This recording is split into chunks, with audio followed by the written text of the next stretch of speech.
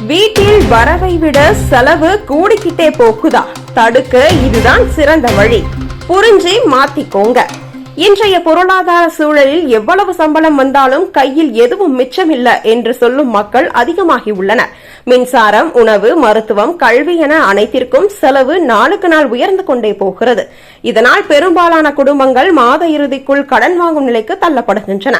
ஆனால் இதற்கு தீர்வு இல்லை என்று நினைக்க கூடாது.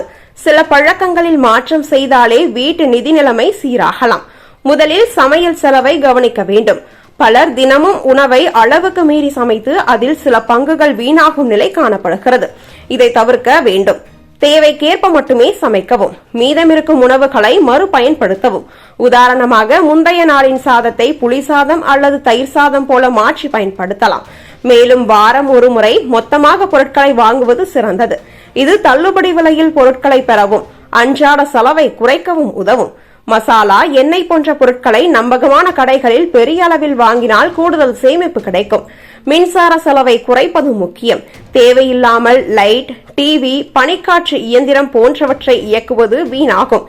LED விளக்குகள் பயன்படுத்துவது மின்சாரத்தை மிச்சப்படுத்தும். அதேபோல் நீர் பயன்பாட்டிலும் கட்டுப்பாடு தேவை.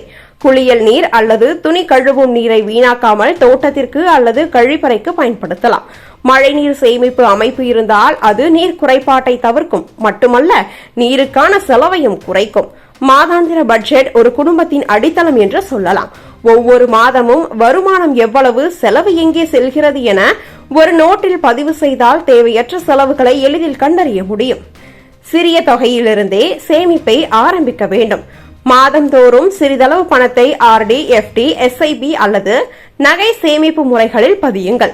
இவை எதிர்காலத்தில் அவசர நிதியாக உதவும்.